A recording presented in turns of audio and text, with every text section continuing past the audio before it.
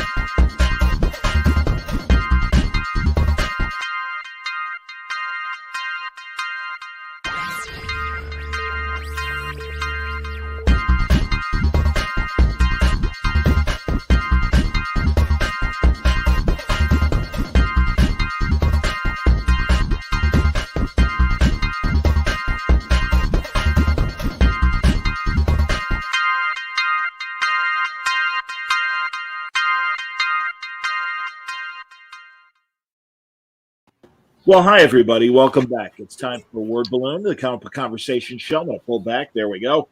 Don Spencer's here. Browne back. Browne. Here I am. We're doing it. Good I'm good. How are you? I'm all right. Very good. You got a couple weeks to go on the campaign for the God Hates Astronauts Omnibus. Yeah. Anthony wishing us well. Good to see you, Anthony. Thank you for joining us. Hi, I snagged a couple images from the thing from your Word Balloon or from your Brownie feed at Twitter. Yeah, and I grabbed a couple process pages and stuff. So first of all, very impressive, and I'm going to start with the big one, the money shot, the 4-page gatefold you got going. Oh, thanks. Blam. Yeah, looks amazing. Thank you. That was. I don't get to do drawings very frequently that are just pure fun. Usually I have to worry about, communicating a story and, really trying to think deeply about it. But that was just let's just take someone else's composition and I'm just going to have fun and draw jokes into it and little details and stuff. Like that's my vacation is what that drawing is. And I don't get the vacation very often. So that was really fun. And I'm doing another one, which is, one of the rewards on a Kickstarter is that you can get like a Death of Superman black bag style thing, right? And so you get the comic and it comes in a black bag with like the logo and stuff. And it's all about, I even figured out how to print armbands, like sad memorial armbands and stuff. So I'm going to do that, like try and have a lot of stuff in it, like the Death of Superman black bag, but also there was that funeral procession poster in the original, which I think is one of the funniest drawings ever made because it's not like Darkseid is like sad. Even Darkseid is like wearing the Superman armband. Like, come on, man! It's Superman. Come on. Yeah. Hey, man. He was a hell of a adversary. You gotta come out for him. God, did you not? That's what I love, man, because again, I was, reading it when it was brand new. Were you reading it when it was brand new? Yeah. Okay, because I was going to say, like, I also, like, even years before that, Starlin's incredible Death of Captain Marvel graphic novel that even Thanos, gave Captain Marvel one last tussle before. Pour one out. Well, I say that I was reading it. I wasn't reading it. I never read The Death of Superman until it was out in a trade because I bought it and didn't open it. So, because it was a collector's item. I remember at the time, like right after it came out, it was worth $75, like in Wizard or whatever. Right, exactly. So I bought this thing for $4 or whatever the prestige price was. I'm not gonna open it, so I never read it until I got a trade at a Walden Books at some point. And then I read it. You're killing me. So did you ever open the bag or no? I bought it at a comic show recently, which recently would be like 2 years ago now. But yeah. I was just like, man, I don't know. Like, I don't even know where my black bag is. It was at my parents' house somewhere. So I just had a comic show. I saw it for like $10. So like, that's probably not worth $10. And I just bought it to open it. It's like, yeah.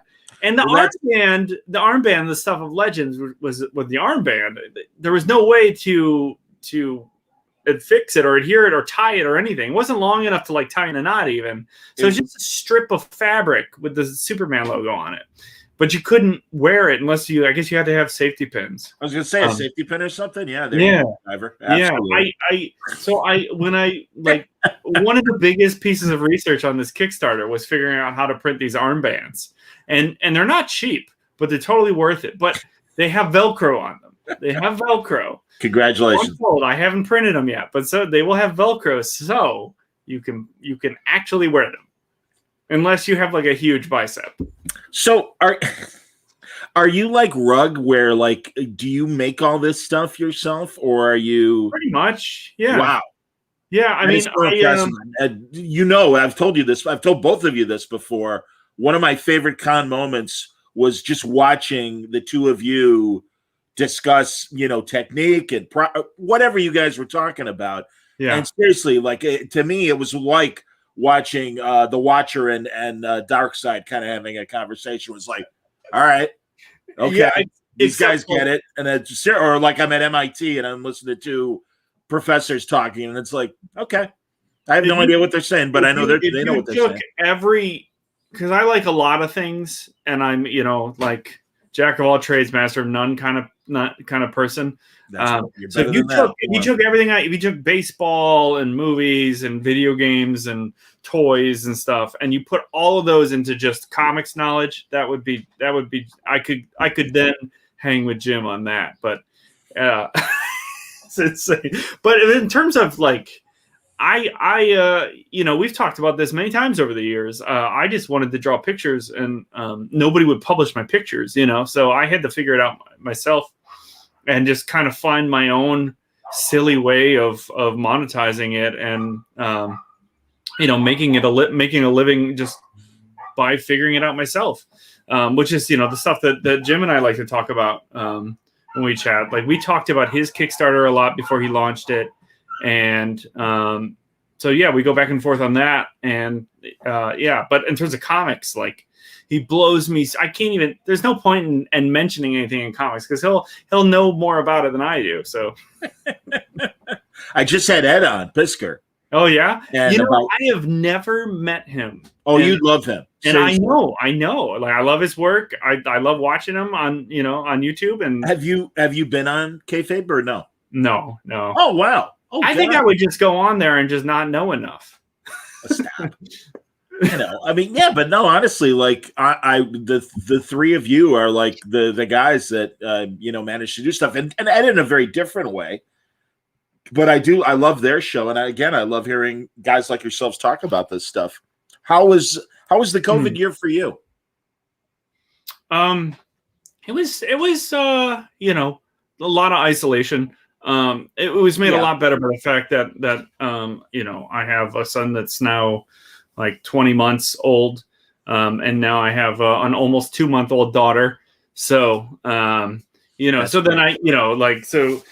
my wife had to go through her 9 months of pregnancy in the middle of a pandemic, which means that we weren't getting drunk and having fun, but it also means we weren't really missing out on going out and having fun. So I had pros and cons, but I took commissions, which I'd never really done. I was working on Quantum and Woody, and then Valiant shut down everything. Yeah, pencils down. Yeah. So I kind of panicked, and I opened for commissions, and I took like 60 commissions, which was way too many. And that was probably 4 months of work. Wow. For me to get through all those. Yeah. And I bought a bunch of screen tones from Japan. So I was messing around with those. I was doing it, there's this different pressure when you do a commission that I have to provide something physical that's awesome, so like the computer usage is very minimal. and so it's kind of terrifying. You know, I know I've talked to Norton about that a lot because he's been all digital for years, and when he draws at a comic show or takes commissions, it's like you got to relearn drawing on paper. You know, interesting. Okay. Yeah. I mean, your brain is always doing, you know, Control Z or whatever, undo all the time. Like, it's tough to not have that happen. Hey, let me close my window because it's no worries, man. I know. I hear the dog fight going on over there. I hope you got money on it. Yeah. That's all right. You know, we have some dogs next door that get let out for no problem, man. to go to the bathroom, and then they never get let back in. We can't all be great people treating animals well, apparently. Is it, I mean, obviously it's, you know, getting the right line, but is there anything like, you know, do you find, like, I assume you're holding a stylus when you're drawing, you know, on digitally and everything. Is the feel of the stylus or the pen or pencil, is it that different too? I mean, I think it's very different. I don't ink anything digitally ever. I've never been able to figure it out. You know, I've had like, you can get like screen covers that will give you more of a paper-like feel, and then you can get different nibs that will give you more drag. But I've just found that all like I still think drawing digitally feels like I'm drawing on ice versus drawing on paper. So like anything you ever see of mine, pencils, a lot of penciling and stuff, and coloring is all done digitally, but the inking is all done practically, you know. okay. On paper and then scan back in. So I'll set up a lot of my drawings in the computer, and then I'll print them blue line on a board, and then I'll like pencil more out and then ink.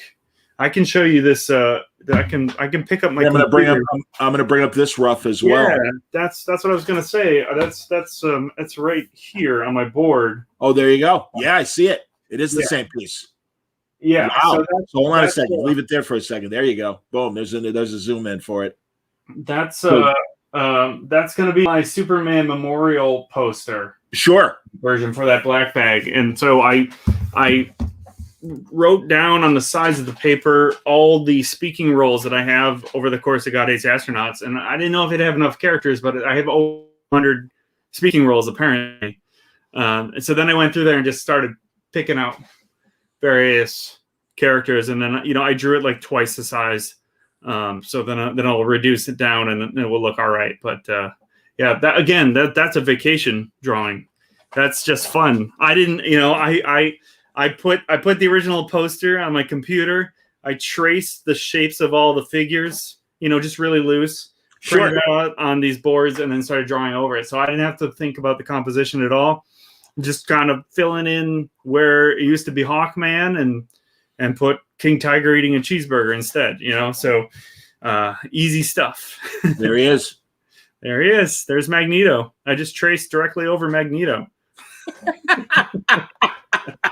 Who did the original thing that you composed that? Like, because that's from the Gatefold, right? Yeah, that's the. I mean, it's the four covers of X-Men 1 by Jim Lee. Okay, yeah, of back course. in the day, right? So, you know, which was just like the Superman black bag, a really definitive moment in comics with me, you know, when I was impressionable and reading them, you know, and that was like, oh, I got to have all four of those. So, I'm sure other people have done a parody of that before, but when I was messing around with a printer and I was like, well, what kind of weird stuff can you do? And they said, well, we can do a fold out. And I'm like, can you do like 2? And they're like, yeah. And so it's like, well, 4, that's 4. There's 4 of those covers. That sounds, you know, that's perfect.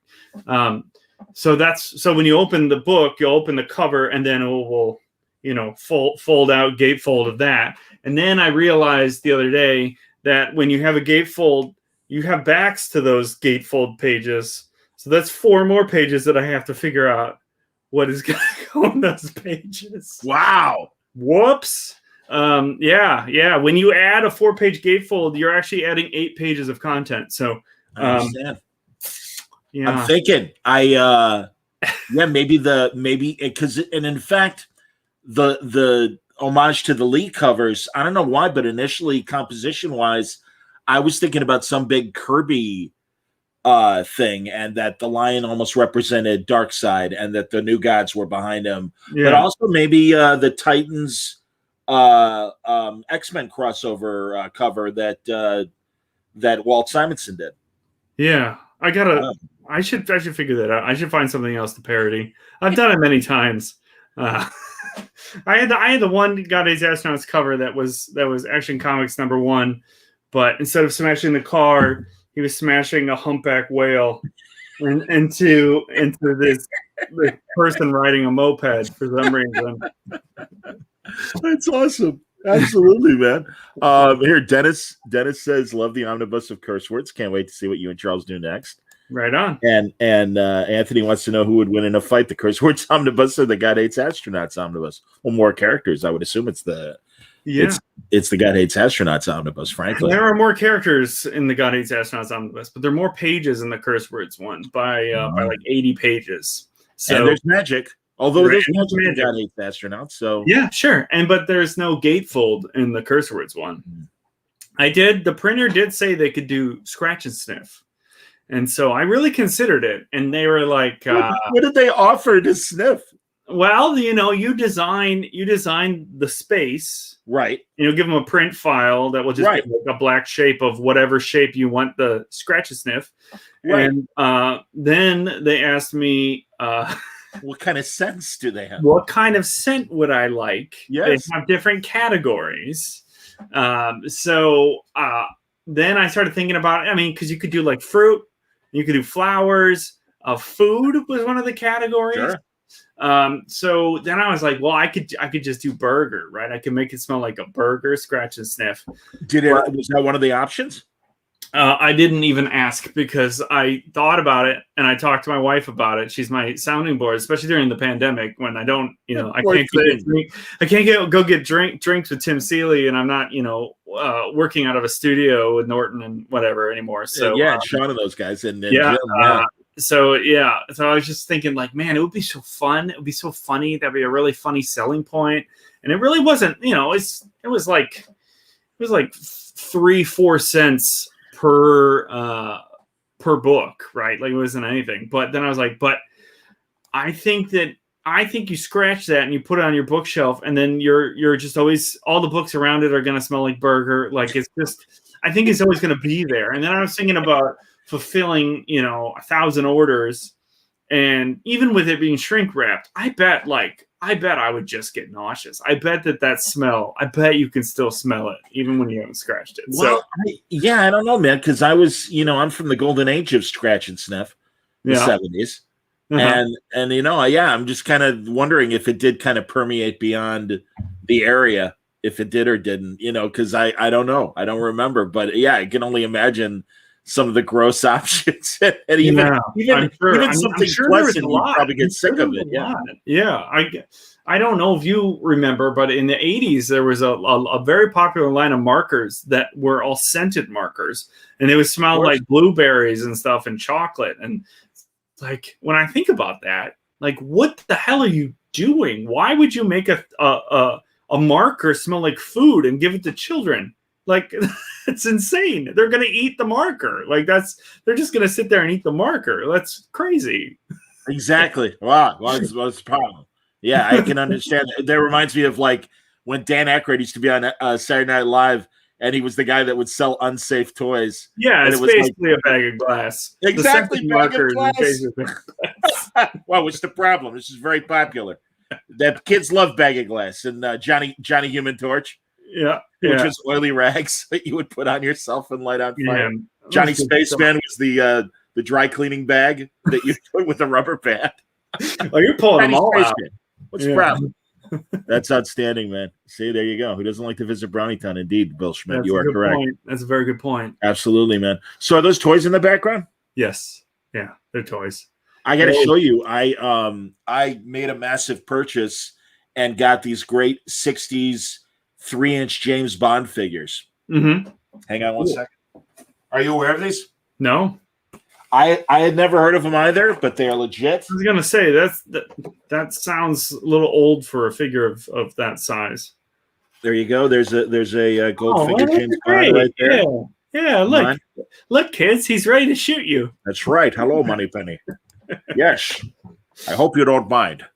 And then I got now this came along with it, and that is 66 Batman. So I was pretty excited about that. Are those die-cast metal or something? No, they're rubber or plastic. Huh. They feel like hard plastic. Sure. But this one's slightly bigger than James, I believe. Yes. That's pretty good. Yeah. Say, you're quite taller than I am. Yes, I am. Thank you. You can set them up, and he could just be normal James Bond and kind of large Batman. Exactly. Well, it's great. The Bond ones are almost perfect for. I bought a Corgi car. That was my big COVID purchase, and because they're expensive, and I wanted to get at least one, and I'm like, well, if I want to get one, it would either be the Batman 66 or it would be a Bond car. And so I got an Aston Martin. It's from GoldenEye, but it's about right for these figures. I haven't set it up yet to see if it's true or not. I haven't got my diorama ready yet. Oh man, you gotta work on that. Go get some hills for train sets. Get really into the what is it? OA scale. What is the scale? There's different. There's O and HO. Yeah, something like that. For trains that I remember. Yeah, you got to figure out which scale is close enough to those Bond figures. You know what was my plan, Brownie, was to get, and truly, I wanted to make snow globes that were like about softball size, like 16-inch softball size, and make them of like a bat cave, but you make a more generic underground headquarters or mad scientist room. Or alien, planet with a little spaceship and a couple aliens or whatever. And I thought those would be really cool to make and market. And then I found how much it costs, and I'm like, all right, and again, I should go to the Kickstarter gurus to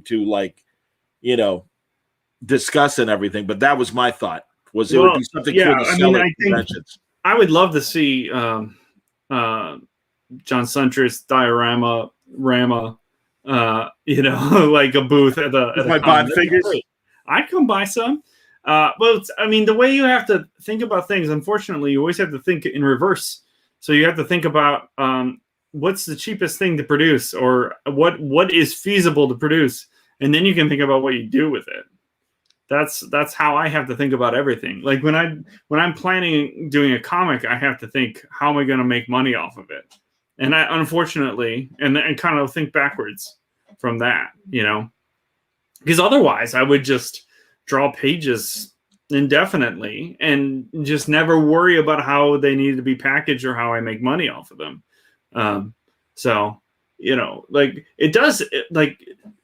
Drawing for Valiant and drawing Quantum and Woody monthly was the first time that I really have gotten a script, broken it down, drawn it, turned it in. And that was it. They didn't even want me doing covers. So it was just like I got to turn off all the parts of my brain that work on figuring out how to make money off something. Because it was just, here's my contract. I just wait for script. It's good. I draw it, and that's it. Which most people do that in my job. Like, that's what most people do. Was that so? Again, was that its own vacation, or was it mundane, or different set of skills?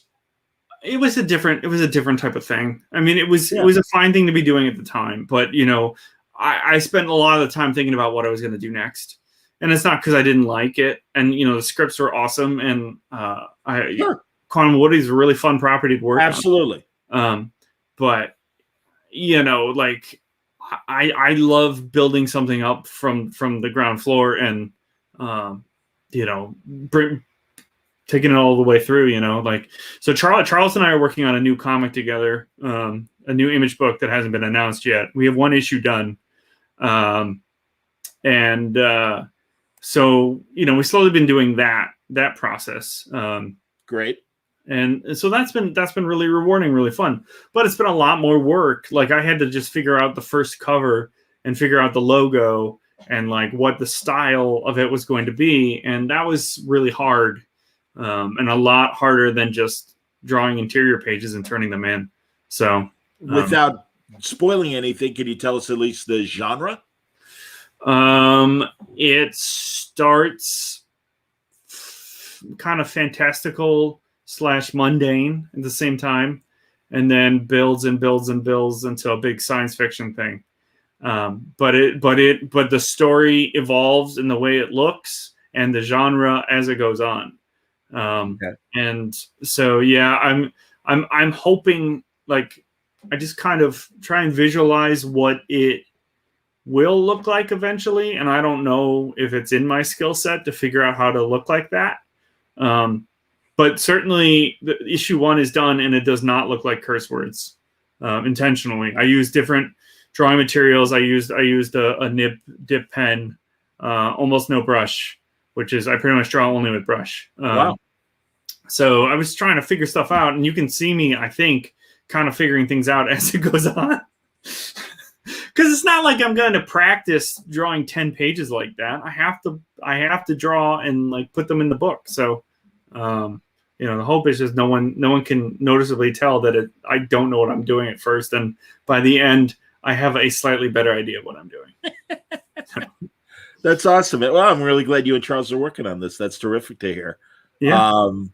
Here's some more good comments. John Freeman, still on Scratch and Smith. Scratch and Sniff. Mentioned the pull quotes. God hates astronauts. My God, you can still smell it. That's true.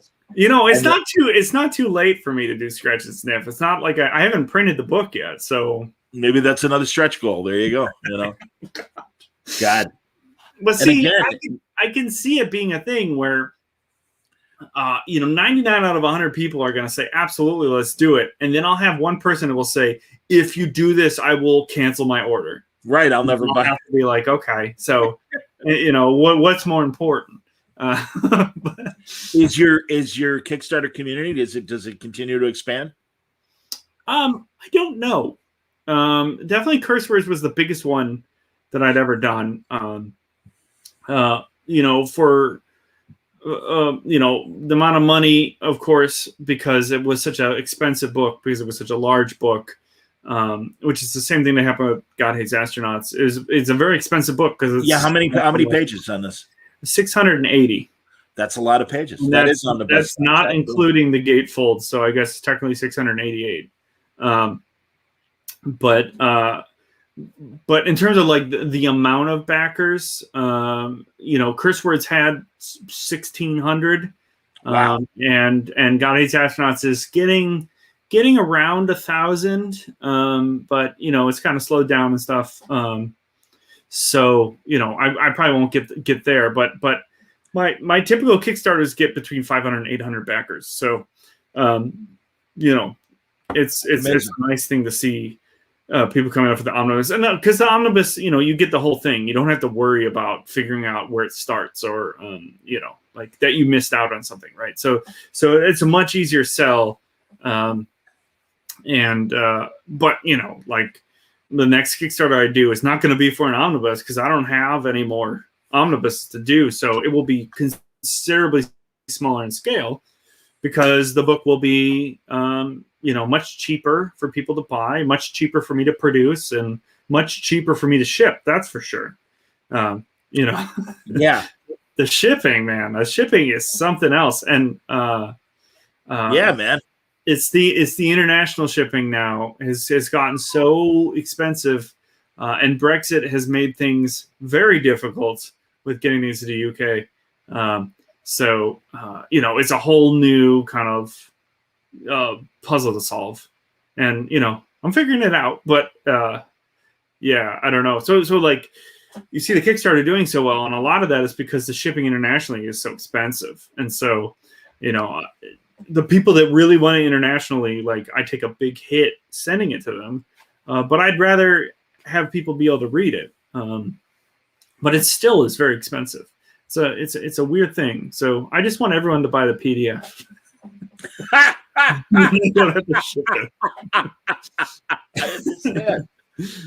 That's usually my option when I do buy Kickstarters, because I am like my bookshelves are filled, and I really want to support the thing, and it's like I really want to read the story. I just want to read the story, so I can appreciate that. Oh yeah, totally. I mean, look, with my whole like having to think backwards on the Curse Words one and on the God Hates Astronauts one, so many people are like, "Is it oversized? Is it oversized?" You know, like dimensions wise. Right. And man, I'd love it to be, but the book is going to be 4.5 pounds.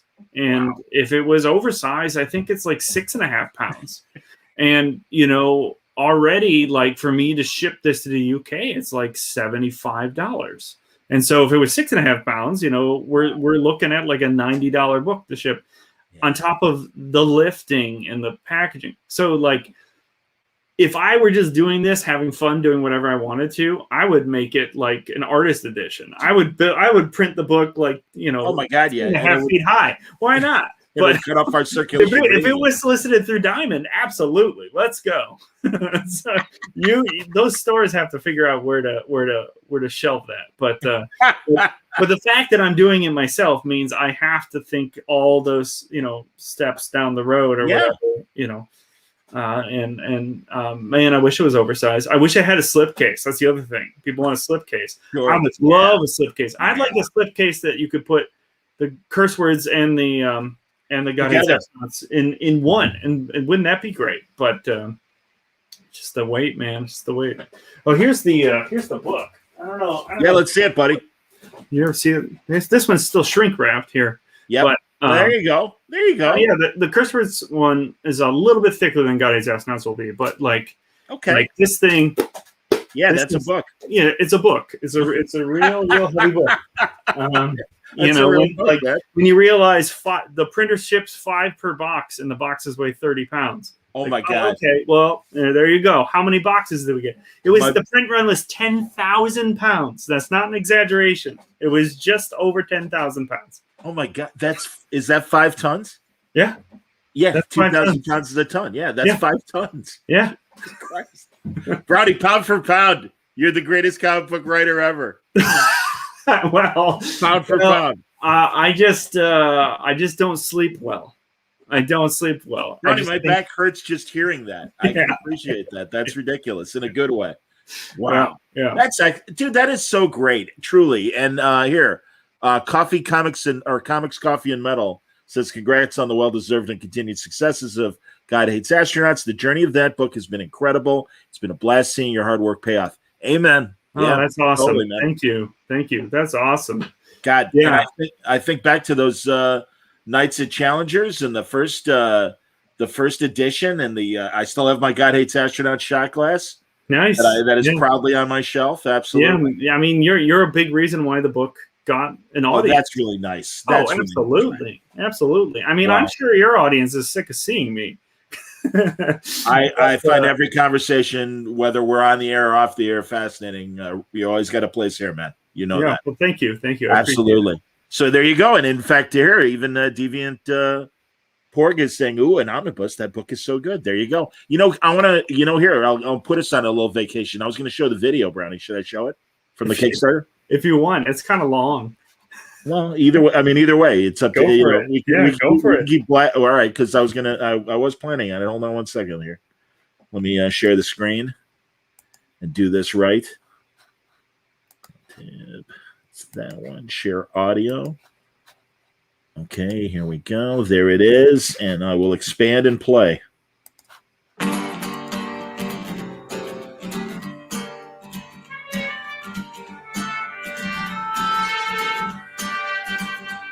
I also don't know how to make a video. Should I? No. Oh, here you are. Whoa! Look at him. Hi, everyone. My name is Ryan Browne. You might remember me from the Curse Words Omnibus Kickstarter. 760-page omnibus. It's almost a 5-pound book, and I want to do it again, but not with Curse Words. I already did that. But with my other book, God Hates Astronauts. God Hates Astronauts is a book that I write and draw and have self-published. I did this one in 2013 that compiled all the self-published issues. After that, I did 2 volumes of Image. I did another Kickstarter for 3D Cowboys 2D Spectacular. Then I did another Kickstarter for Great Horse Apocalypse. Then I've done Go-To Castanets in the Garbage Edition. Lots and lots of stuff. So basically, I want to take all of this and I want to make a new hardcover omnibus. The God Hates Astronauts has been the main picture of my career that I've come back to off and on around actual painting jobs. Sorry, God Hates Astronauts. But it's my true love, and it's my favorite thing to work on. So in this book, I kind of reworked and made much better some of the early stuff that was pretty ugly, just so that it would print better, really, not really changing any of the art. Taking out bleeds and stuff. I mean, the original stuff kind of looks like I inked it with a toothbrush or something. So I did that. I put a bunch of bonus stuff in there. Some God Hates Astronauts related stuff, some sketches, some things that people haven't seen much of. Basically, I wanted to make the biggest book I could. So I also have a new issue in there. It takes place right after the completely complete edition. It's a 24-page issue, which I did everything on. It's finished. I already did it. But it's about Starfighter's big gross head sack that he leaves in the alley, which is like, that's one of the loose threads that I was always kind of curious about. So I went back and made a story about that. So it's stupid, and I love it. Look down there for all the special edition stuff that we have for the book. My favorite special edition I've ever done is the Death of Stargrass Man black bag. It's basically the Death Superman black bag, but I figured out as much garbage I could stuff in the black bag, including a sad memorial armband, show how sad you are. That's awesome. That's in there. It's going to be like the most enormous package of garbage that I've ever made, and I'm really excited about that one. There's also the I Can't Believe There's No Butter edition, so finally you get God Hates Astronauts not covered in butter, which is a treat for you, I would assume. Yeah, so all that great stuff. What's the book about? It's just kind of got a bunch of swearing animal-headed people that punch each other and have extramarital affairs. It's really good, and it's for everyone, even like children and grandparents. But it's not. So it'll be like this. No. I mean, this thing's a book, but it's also a weapon. So you'll be backing a book and a weapon. I don't know if I can get in trouble for selling you a weapon. Okay, that's it. Thank you so much. You guys are why I can do this for a living, and why I can put out these weird books that only appeal to a small amount of the population. And it's wonderful, and I love you, and thank you so much. And I'm out of here.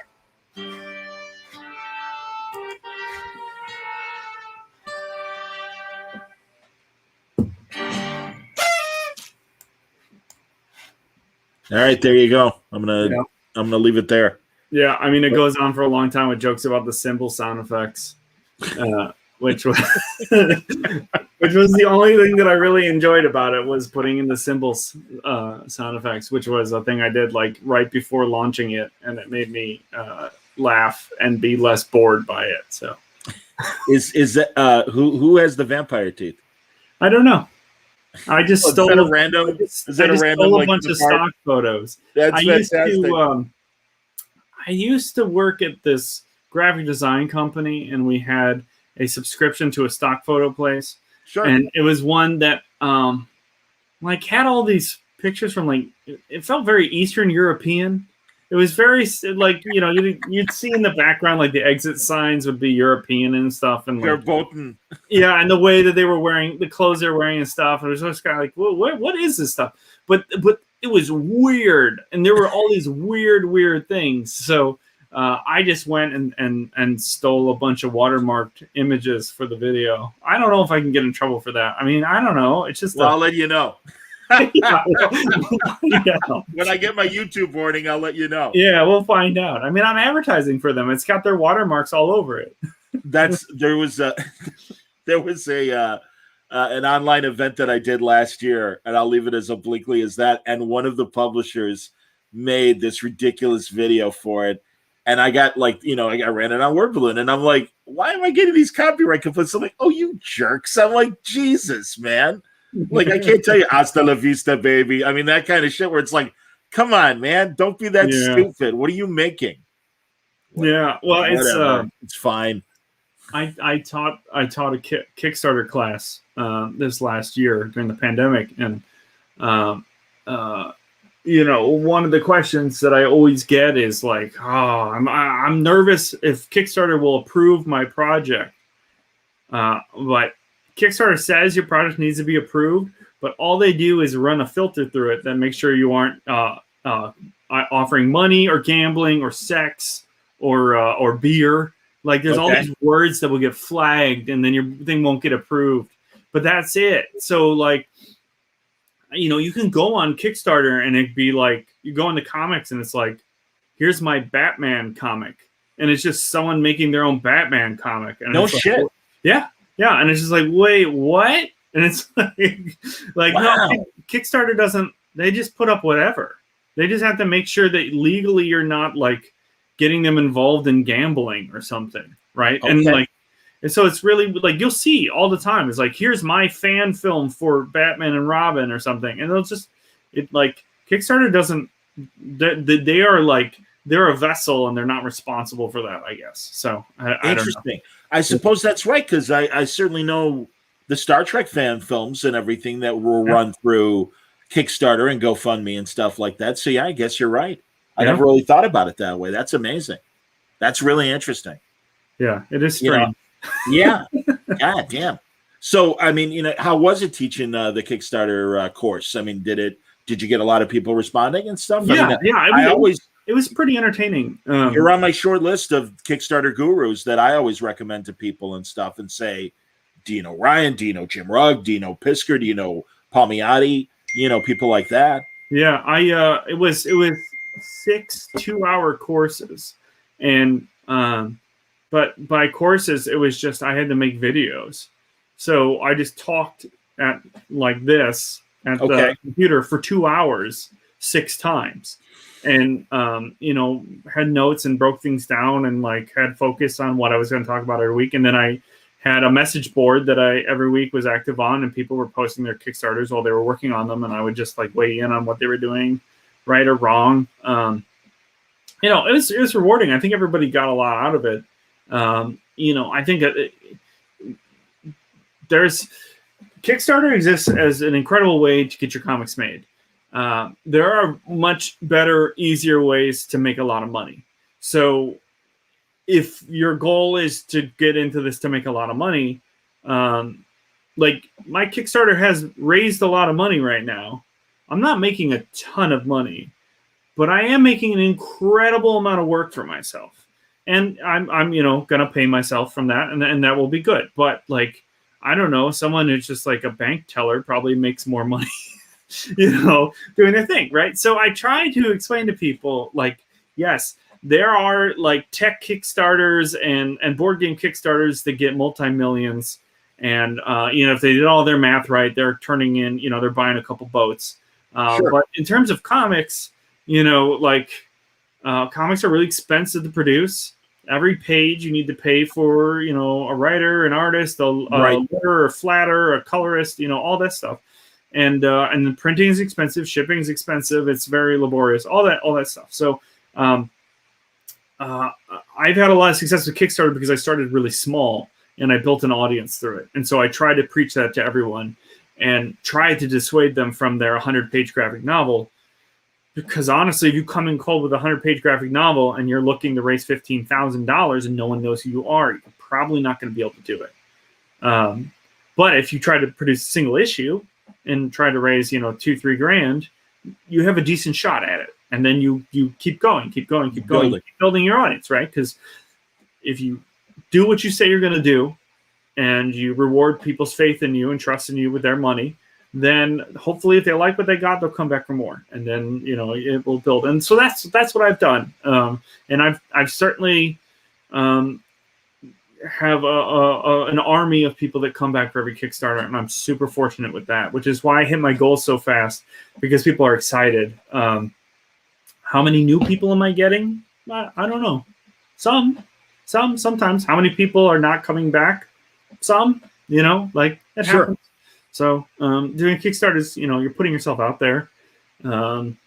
It's me. I respond to everyone that messages me. I work on it every single day. I'm still working on the Curse Words one. I'm still talking to people and, making sure that they got their international orders that disappeared for several months and then reappeared, Wow. Still working on it. So, yeah, I can appreciate, honestly, back in the day when I worked at WXRT, the rock station in town, we were stunned to learn that our local post office, people were walking away with albums and CDs and, videos and things that were supposed to come to the radio station, and we'd never get them. And I mean, it's Chicago, Illinois, and literally post office that was down the street. I mean, it was when XRT was at Belmont and Cicero for your purposes. and it was that post office that's on Cicero right before Belmont and everything. Mm-hmm.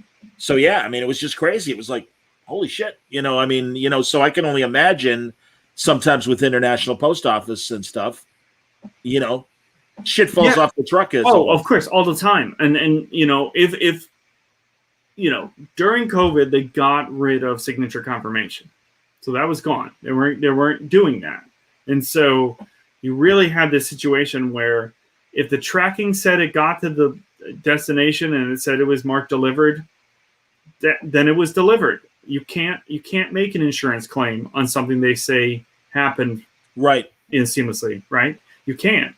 Like you can't say I want to see the signature of whoever signed for it, because there was nobody signed for it. They wouldn't. Right. They don't do that. So so it was just like with curse words, it was a lot of resending books. It was just a lot of eating it and just resending books because like what else can you do? Of course. No, and like you said, it's your reputation. Yeah. But then so you gotta fulfill. Yeah, and it's it's so awesome working directly with the fans, and 99 out of 100 times it's great. But then that one time you get, people get really, Amazon's kind of broken people's brains on shipping in terms of how much it should cost, in terms of if there's a slight imperfection, I need everything's, I need everything again, full refund and or whatever. And you have no choice in this situation to just have to listen to people, but it's tough. So like I was talking to a good friend of mine last night, and he was congratulating me about the Kickstarter success, and he said, like, you don't seem as excited as you should. And I thought about it, and I came up with this analogy, which I think is pretty good. Having a big successful Kickstarter is like getting a ticket on a spaceship, and you're going to go to space. Right? Like, that's awesome. You're going to go to outer space. But you are going to have to climb into a rocket and go and train. And you're going to have to, fly in outer space. And it's extremely stressful and dangerous. And so much can go wrong. But you're going into outer space. And that's what it feels like. I think that is the best way for me to describe, when I'm not just doing cartwheels all the time. Because the curse words omnibus Kickstarter ended in June of last year, and I'm still doing stuff on it. So wow, but I love it. Right? This is how I get to make my comics. I hear you, buddy. It's great, and you truly seem to have it down to a science in terms of being able to do this and make a living doing it, and also taking the occasional Quantum and Woody kind of job. So that's cool. I mean, it's comics, right? It's a very unsteady job, and so much of it, like a lot of jobs, is trying to figure out what the next correct step for your career, the next correct job to take. If I want to do work for hire and not have to build something for the ground floor, or if I want to just take a job where I can spend more time with my kids, like those are decisions you have to make all the time. Totally. So I understand, man. No, absolutely. That's a very apt analogy, saying it's like going to space and mentioning that. I should ask you, and I don't know what streamers you have. Do you have Apple TV? I do not have Apple TV.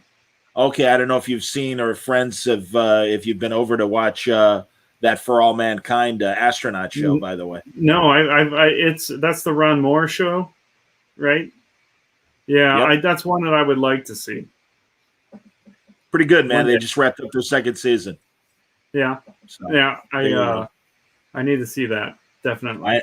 I understand. How have you? And I of course have to make time for a little baseball talk. Yeah. So how have you been enjoying this season? Has it been a frustration or has it been fun?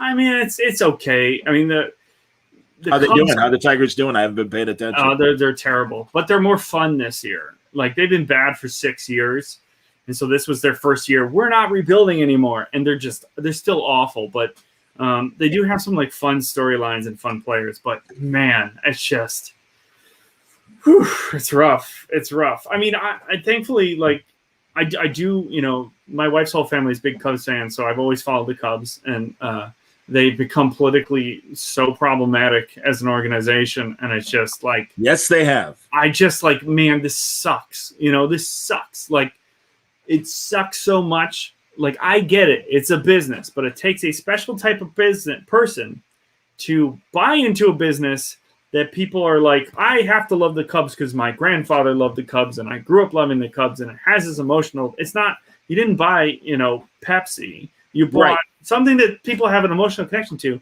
And then you just, and you capitalism all over it, and you complain while doing it. And then you get political and you throw all this money at Donald Trump. And then you say, we don't have any more money for players because I guess you wasted money on Trump not getting reelected. So, and it's like, well, wait, I just want to watch a baseball game. This sucks. What do I do now? Like, what do I do now?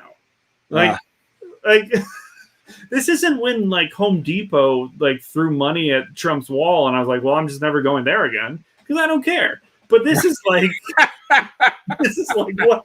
Wait, what do you want me to do? You're gonna make me into a bad person if I like the recreational thing, and then the Cubs team is like one of the lowest percentage of vaccinated players, and it's just like, come on, man. Like, I know, man. Our world it's tough to just enjoy something. Well, honestly, the corporate end of sports has really, I mean, Christ, 5 years ago, I was ready to not watch the Cubs in the World Series. And you're like, dude, what are you doing? They actually could do it and finally win. And I'm like, he's right.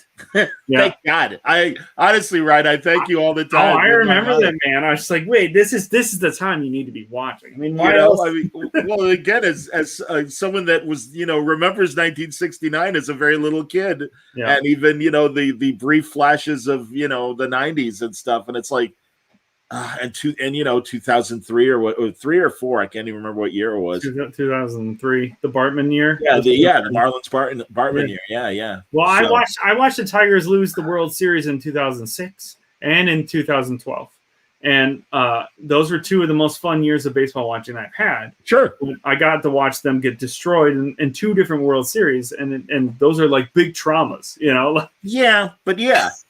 I don't know. Well, it's like, pardon me. It's like I remember in '73, literally, the Mets.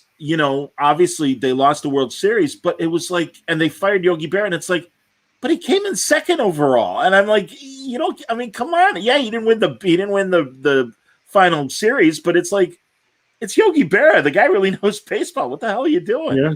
Well, he's got the most rings of any person ever, right? So, well, and just think of all the games, that he was, running through pitchers and stuff himself, being the catcher and everything. Plus, he has that very strange thing of the cartoon that's like a pun off his name, right? Like, do you know what's going on with that? What's Yogi Bear?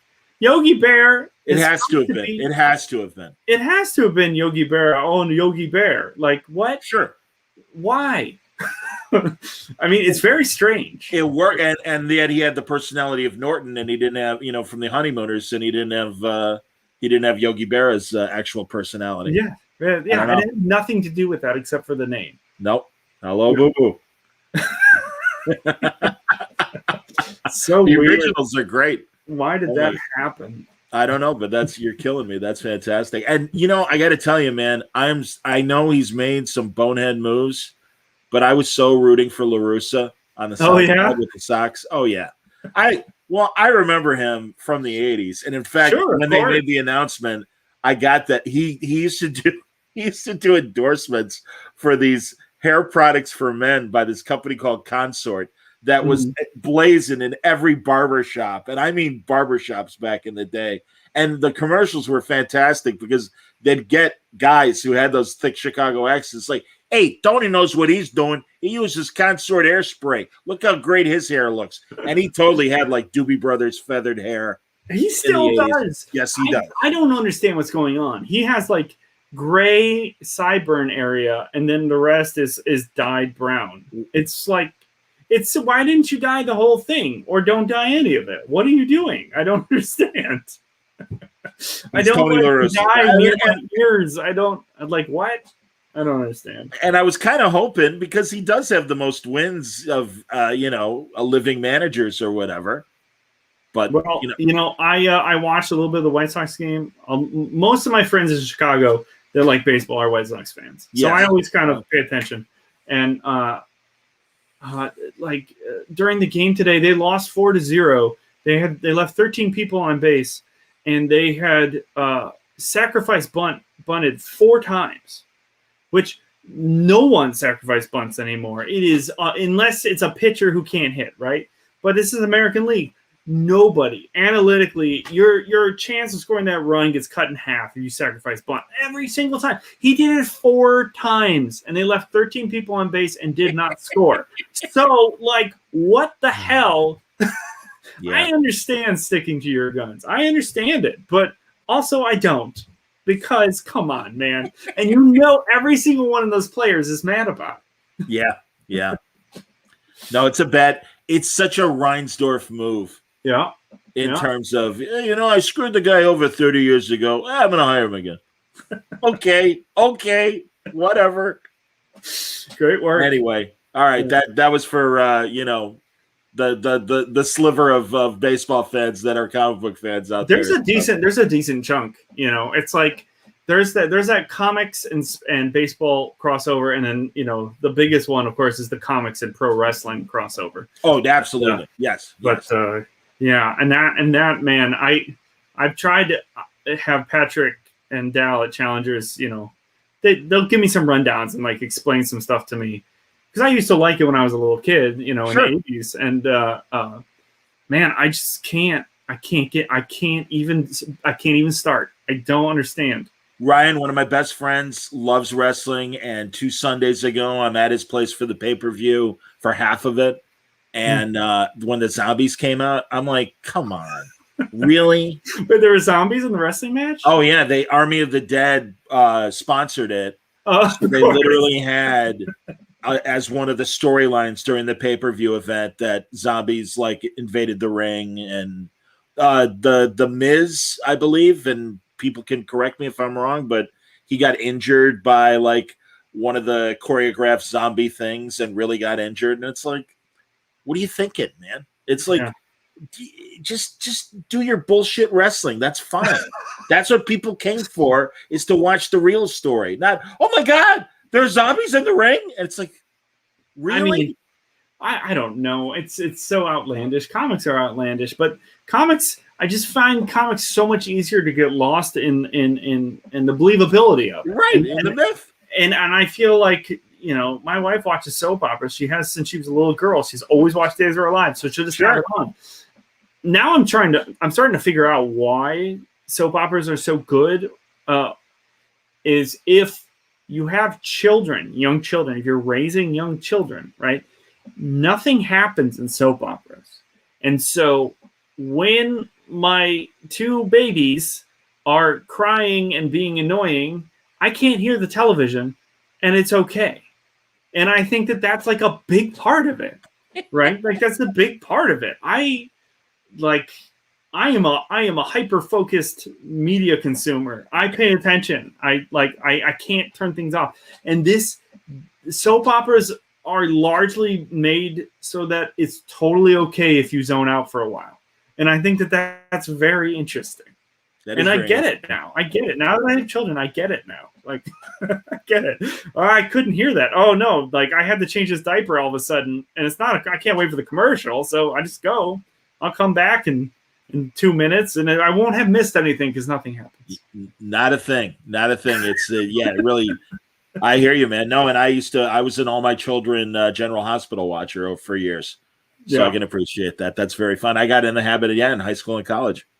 Dark Shadows is the only one that I would watch. Browne, I was going to say, are you up at 4 a.m. watching Dark Shadows? Because decades runs it at 4 a.m. for an hour. When I was in high school was when they started releasing the DVDs, and they cut straight to when Barnabas enters the show, and my brother is like the most insane media collector, and he just bought all of it, and so he would we would watch a lot of it, and like the 100 episodes of it when it back to colonial times, and just like just so charming in its weird ineptitude and like bizarre stories, and like Barnabas flubbing every other line, and like but so charismatic. Just man, that show is very, very, very fun. I just saw one because I don't know, my sleep schedule's all over the place, so I will invariably find myself up at 4 a.m. sometimes. Oh man, and there was one where Joan Bennett was on the phone and she forgot what she was saying, literally, like while they were shooting. Oh yeah, like, what was I just talking about? You hear them saying the lines to them, reading them lines. Like it happens. You can find a mega mix on YouTube of flies landing on actors' faces. Oh, that's and that's really fun. Of Dark Shadows specifically? Yeah. Yeah. Oh my God, that's awesome. Yeah, there's tons of like mega mixes of Dark Shadow bloopers and people knocking things over and forgetting their lines, and like.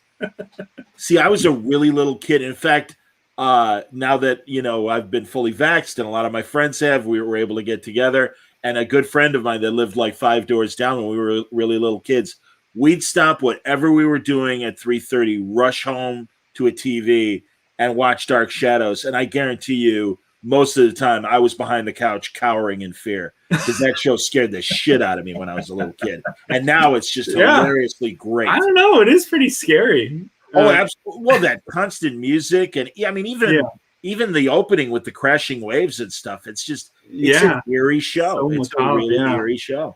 Do you watch Pluto TV? Oh, yeah. Okay, so I was going to ask you what you're watching, please. Yeah, Pluto TV has a Dark Shadows channel. Yes, they do. And man, so Pluto TV has been that's been a pandemic stalwart for us because we don't have cable, and especially when there was no sports and sports didn't exist or anything like that. So just like to have something on in the background, like put on the Three's Company channel. I'm a big fan of the Price is Right channel. Fantastic. They show really, really old Price is Right, or is it 1982, 83 Bob Barker Price is Right? Oh, that's great. That's where they're doing it from. And man, he's some interesting things to realize as an adult, because I grew up loving this show and clearly watching as an adult. One, he's a creep. Two, he's not smart, but he clearly thinks he's Cary Grant, and he's charming and he's handsome, but he's not smart. And he has a paper thin ego, and you can see anytime someone slightly steps on it, he has to reassert himself, and it's really interesting to watch. That is awesome, man. I just remember the big Diane Parkinson flap, and how Diane was the really ridiculous, beautiful, the fun one, right? I read the whole Wikipedia about Holly, who sued Bob Barker for years and years and years, and Bob just lawyered up and money at it. And she was living in like a trailer park by the end of it, but she eventually won and got like $10 million from Bob Barker. But that's cool. Yeah, that's cool, because I do remember those press conferences because Diane also tried to make something happen, but I think she kind of threw herself at Bob. Yeah. Watching the behind the scenes Price is Right documentaries they've had over the years. Oh man, I gotta check those out. Like I'm obsessed with it. And like I'll turn it on every morning when I'm feeding my son breakfast. And because it's like a pandemic made it so much better. Like it's just people watching. Like the 1982 people that and what they're wearing and what they act like, and you're just going through this mill of strange people that like this is the best moment of their life to be on Price is Right, and it's really interesting to see. And it's interesting also because there's screw ups all the time, and they leave all of it in. Like the thing was just fully edited in camera, like they didn't go back and cut out anything, and so there's screw ups all the time. There's parts where Bob will just start talking to someone and will run super long. And then the rest of it is just games that are like, the game will be like, which Price is Right? The one on the left or one on the right? Oh, the one on the right? You're wrong. Okay, goodbye. And it's just like, they clearly gotta make up time. The quick games for when Hilarious. Bob is messing around trying to show everyone how much like Cary Grant he is. You're killing me. That is so great. Now I really want to watch it. You should. The one like that, the People Watcher one I was doing was Let's Make a Deal. Yeah. I mean, that's the same thing, right? That's the same thing. And in the 90s at the Score, Monty Hall came in because the yeah? Illinois Lottery was doing a Let's Make a Deal, licensed game or whatever. Uh-huh. And, Monty made it to his 90s. He was amazing.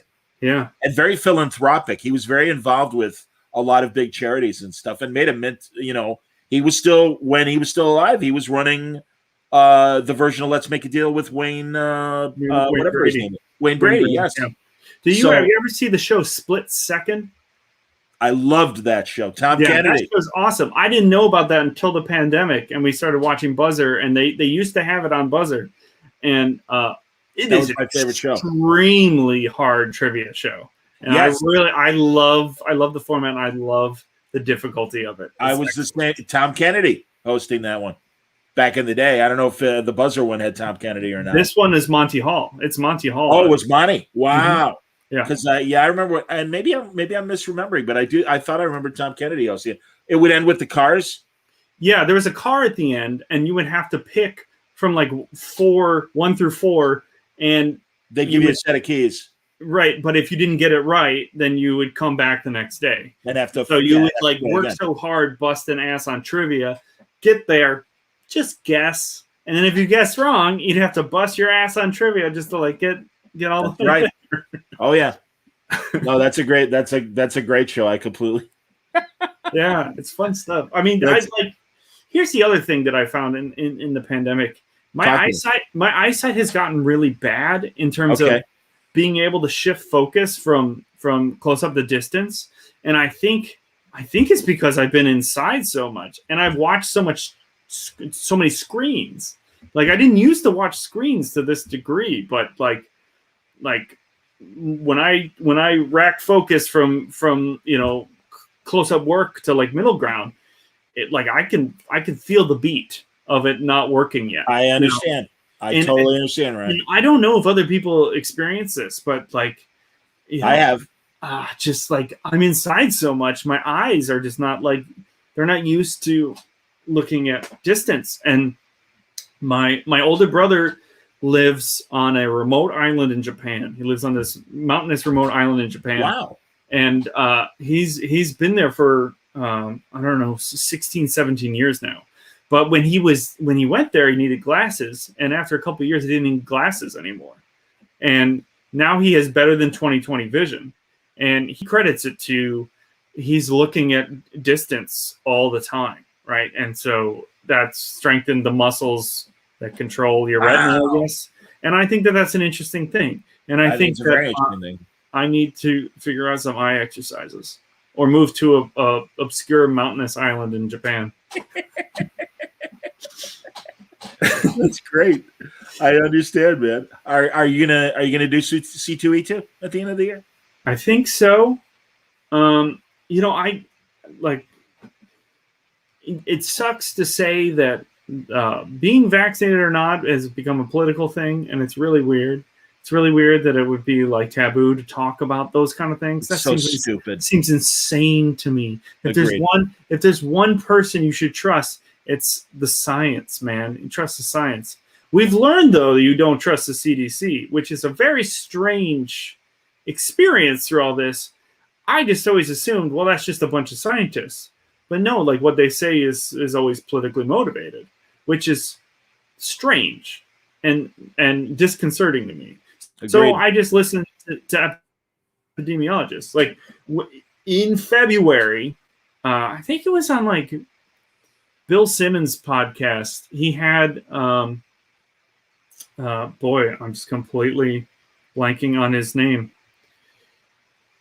You'll know it when I come to it. But he had a well-read erudite podcaster on who had been talking to an epidemiologist, and he basically laid out exactly what was going to happen, and basically everything has happened that he said. And this was in early February, and so everybody knew what was going to happen. Who was in charge?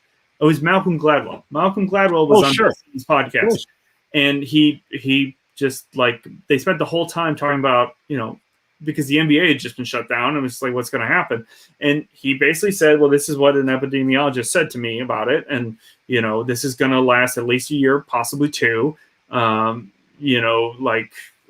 forgot what percentage of the world population he said we get sick, but it was pretty accurate. And then, but he said like probably about 1 million people will die, and I don't know by the end of this. And so like these people knew all this, they knew it. Like, why wouldn't you trust these people? Like, if I hear you, man.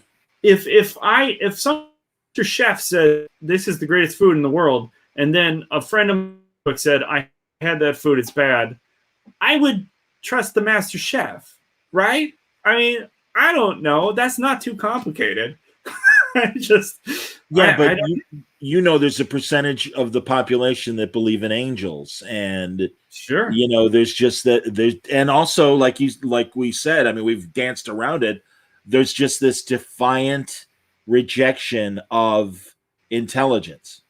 And it's beyond. That's my only explanation for it. Where you think you're so smart, and it's like, well, you know what? People are. A lot of it is tribalism, and then a lot of it is it's fun. It's fun to know what's really going on, right? Like that's true too. QAnon is fun, right? Like, yeah, I guess, yeah. It is. It's fun. It's like it's knowing a secret, right? And like you know better, right? That's. Even if it's based on nothing, it's fun. It's fun to believe that. Just like it's fun to get into zombies attacking wrestlers, I guess. I guess. You're right. But don't you just think like the people that believe in angels, if they got cancer, most of them would trust the science and the doctors. So this kind of believing what you want to believe because you want to be a part of a group, I guess. I don't know. I don't know either, man. It's very strange to me. So with going to C2E2, like clearly the CDC saying no one wears masks now is again like totally politically motivated. I have 2 children that can't get vaccinated and can't wear masks because they're too young to do that. Right. And so screw them, I guess, right? Or we keep them inside. But clearly, this CDC saying don't wear masks anymore is there's tons of people that are afraid of COVID and won't get vaccinated. So you got to decide one or the other, and there you go. And so then when we have a comic show, how many of those, people are going to go that aren't vaccinated, and people aren't going to be wearing masks, or maybe some will, some won't. And if I go and do this comic show, I'm going to be part of something that's going to draw people. It's going to get people sick. Some of those people will die. So, but they, at this point, if you live in Chicago, like you can get, if you live in Indiana, you can get a vaccine. It's not hard. So it's the decision they're making. So then should I go and do a comic show? Because I want to see my fans again, and I want to sign comics, and I want to do commissions, and I want to, make a living, So I don't know. I understand. I totally get it. If I had kids, I'd probably lean more towards where you're feeling. I'm going to do Terrificon in August before C2E2. And where is that? Connecticut. Okay. And Connecticut, Mitch Halleck, who runs Terrificon, has been very careful. And luckily, Connecticut is one of the states where the numbers went down very drastically, and things are going well, and it seems to be under control. Yeah. So yeah, it'll be interesting. Well, I'll let you know. Yeah, so. I'm sure we'll see. I mean, conventions have still happened, right? Like in Florida, people I follow online do toy conventions, and that live not in Chicago. Right. Right. So I mean, they are still happening. I just, I don't know. I mean, I don't know. I never thought that this would be a thing that I'd have to decide. I hear you, buddy. No, it's strange times. Well, I'm glad that things are working out. I'm glad that, so are you done with Quantum and Woody, or are you still? That was it. I mean, we did 4 issues. We were thinking that we were going to do 4 more, and I think the pandemic hit companies with so much uncertainty that we just didn't do it. So I shifted gears and did the Curse Words Omnibus instead. But yeah, I mean, it seems to me the comics are doing great, which is wonderful to see. And you know, Kickstarters for comics have been doing pretty universally great. Eric Powell's Kickstarter is ending any minute now for his new horror graphic novel that he did with a writer I don't know the name of offhand. But it seems like you know, people are still into supporting this industry, and it's awesome. Oh, yeah. You know, like I've been working professionally since 2012 in comics, like full time, and I've spent the entire time people saying comics are on the verge of dying, and gone up and down many times. But you know, even though 99 billion of, you know, 100 billion kids want to play Fortnite instead of read comics, there still are kids that want to read comics. So it still is existing in this way, and I don't really have a backup plan. So I hear you, buddy. I understand. Believe me. Well, the good news is there's still plenty of time to support God Hates Astronauts and get this. This is the front part of the 4-page. Yeah. We'll see what Ryan comes up with the other 4 pages. I know. I got to figure that out. If anyone has any ideas. There you go. Absolutely. And look for the omnibus at Kickstarter. And no, congratulations, Ryan. As always, I love talking to you, and as always, it's glad things are going well, and I look forward to finally seeing you. Yeah. We'll do that soon. I mean, I think it seems pretty safe. Everybody that I know in Chicago is vaccinated now, so Me too. I think it seems all right. Yep, I agree. Well, thanks everybody for watching. I'm going to be on another podcast later tonight, and I wish I can give you a URL, but it's my buddy Steve Havecki's movie watching show, and we're going to be talking about the Point Blank movie that I love, Lee Marvin and Angie Dickinson and the like. John Vernon, of course, Dean Wormer in a villainous role. Former Iron Man, former Namor, and former God, he did a lot of those Marvel superhero cartoons when I think about it. But anyway, so that's tonight, and then tomorrow I'm going to be tomorrow I'm taking a break, and Friday we're doing To the Outer Limits. And we're going to do the iRobot episode, the original iRobot of Outer Limits, and the '90s version. So we're going to see Leonard Nimoy as a young man and Leonard Nimoy in the '90s in that one. So. Have you not to change the subject slightly? No, please. Have you ever seen that they for every Olympics the country would produce a film about the Olympics? Sure. Have you ever watched all those? Criterion released a ton of them. No, I didn't know that. Wow, that sounds amazing. Yeah, they're amazing. They're really interesting to see. But how long are they? Are they short? Because like I remember, I mean, they're up to 2 hours. Like some of them are like the London really games. Long narrative ones. Wait, all right. So wait, because are you talking about the Bud Greenspan where they look at the entire Olympics, or the pre-Olympic film they make? You're talking about where they do like a documentary about the entire Olympics. It's a documentary about the entire Olympics. That's that. Yeah, I'm assuming that's Bud Greenspan. I can look it up. But I watched one not that long ago that starred James Coburn. Go on. Do you know about this? No. It starred James Coburn, and he's gosh, I wish I could figure out which Olympics it was, but what city was it? I might be able to figure it out if I know the city. If I look up James Coburn, I can probably find it. But it's really entertaining, and he like kind of pretends that he's doing the different events, and it's like super, super strange. And I think it's like 70s, and he's got really, really feathery hair. You know, when he had his like was it winter or summer? Hair. It was a Winter Olympics, and it shows like someone doing like a ski jump and. So it might have been Innsbruck. 70s. It might have been Innsbruck, Austria. Yeah, it was. That sounds right. That's 76. If you can track that down, it used to be on the Criterion streaming. They used to have all of them there. But oh my god, I thought it was very funny.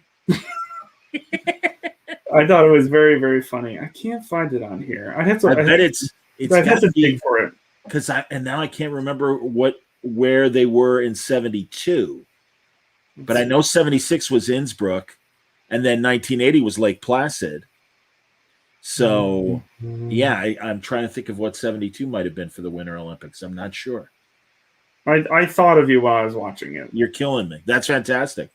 Dude, what I've been finding on YouTube. It's called White Rock. It's from it was released in 1977. It's about the 76 Winter Olympics. So that's Innsbruck. Yeah, that's Innsbruck, Austria. Yeah. I recommend it. Was funny. Didn't know. That's fantastic. Funny. James Coburn talking about the Olympics was funny to me. That's hilarious, man. Because what I've been finding is, and I've really seek them out. In fact, I'm surprised I didn't play one for you today. I don't know if you've seen. Here I got to get back on my non-Brownie channel to pull up the video. But a lot of times I will start the show with something. Let's see where the hell. Here's a good one. Ironside will not be seen tonight, so we may bring you the following special program. Like that. And I mean, and they're on the top. They're on top of like Bob Hope variety specials. Mhm. Where I found a bunch of Herb Albert and the Tijuana Brass from the '60s ABC specials, and they're fantastic. They're all like SCTV routines with the Schmengies, where just these ridiculous, like almost music videos where they're playing Tijuana Brass music, and they're just like in like New Orleans, just bopping around with the horns and stuff like that. It's crazy. But yeah, I just look for that stuff for the commercials and for the little interstitials, like Chico and the Man will not be seen tonight. So remember how like TV shows used to have a "we'll be right back after these messages" kind of thing, and then they don't have those. But were those cutting into the runtime of the show, or in the amount of advertising they could have? I'm guessing the runtime of the show, because nothing stops the advertising down. Yeah, because when that means you have to produce less content. So why did those go away? It was kind of like. Or are you talking about like Saturday mornings, like after these messages? Right, yeah, stuff like that. Was it so that we wouldn't think the commercial was part of the show? Yes. Because that was a very strong parent advocation of, if I'm saying the word right, advocacy of the, hey, because goddamn, the Rocky and Bullwinkle, Jay Ward, who made the Rocky and Bullwinkle cartoons, made the Captain Crunch commercials, used the same voices and the same animation style. And again, look on YouTube, and they're like 90 seconds long. And they're these great little 90-second vignettes about Captain Crunch cereal. Yeah, I mean, it's like a Hostess Twinkie comic strip, Exactly. Say advertisement at the top. Yeah.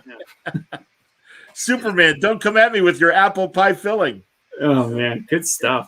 Have you incorporated that in God Hates Astronauts? Oh yeah. When I was doing the Image series, I had an artist named Brad McGinty out of Minneapolis. He's great. His stuff is really fun. He owns a company called Glorp Gum, and it's a gum company that a T-shirt comes with every piece of gum you buy. Oh my God!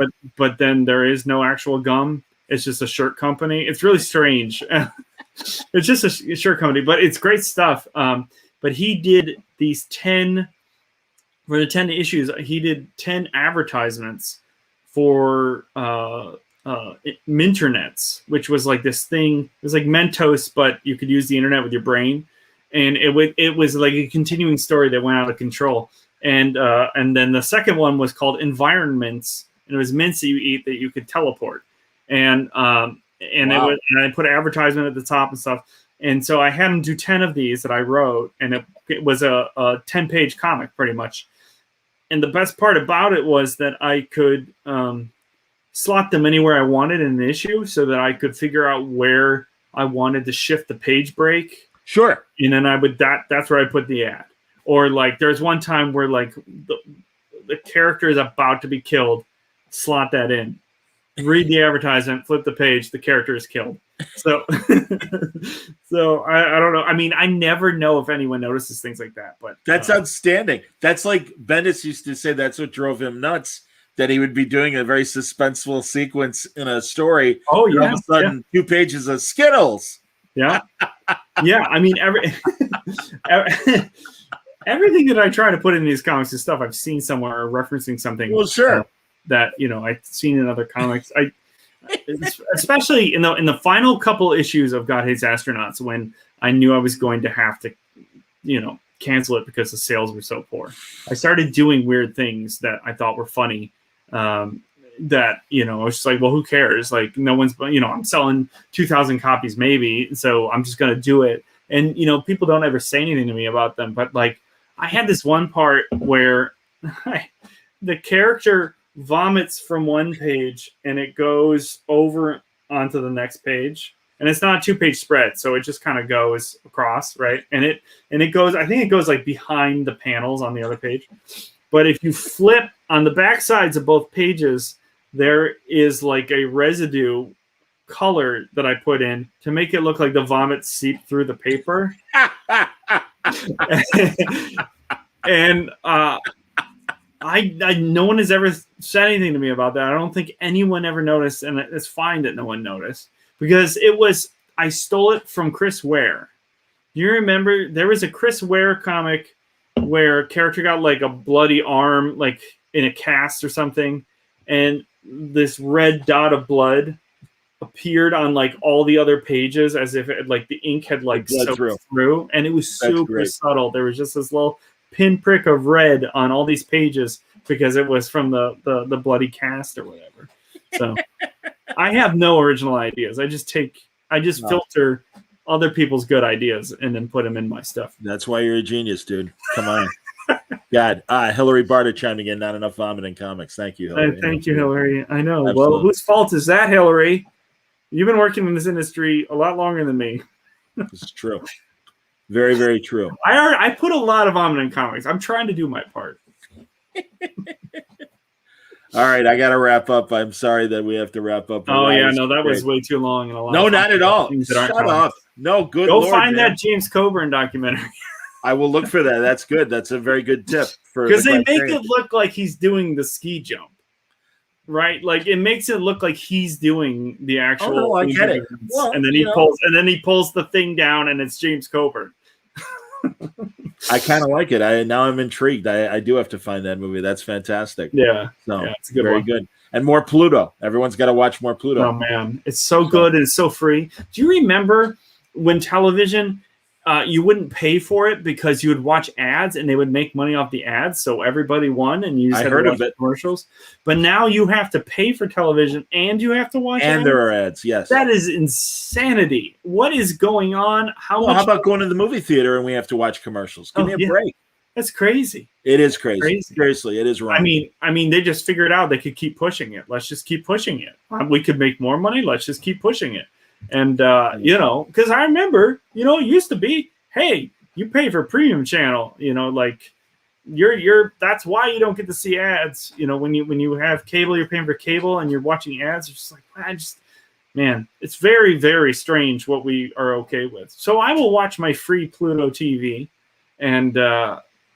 And Tubi. And it's just like, there's so much incredible content out there I've never seen. I don't need to see something that's new.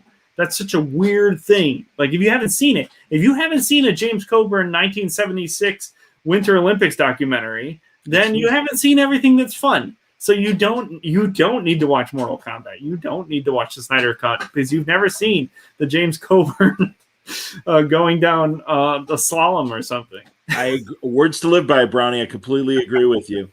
So I thank you for those thoughts, and I think you're 100% right about all of that. All right. This has been great. As always, thank you, buddy. And thank you, everybody, for watching. Stay safe, stay happy, stay healthy. We'll close out with an Alex Ross commercial. We didn't run one at the beginning, so here's an Alex Ross spot. Well, Brownie and I will probably talk backstage. Okay.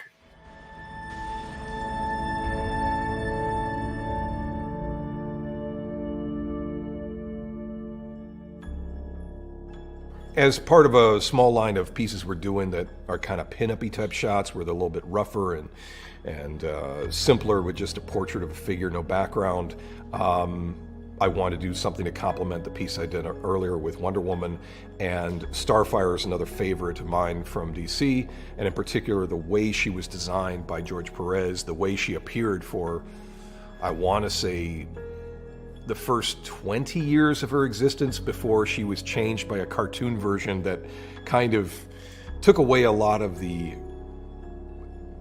alluring qualities to her that were in her initial DNA.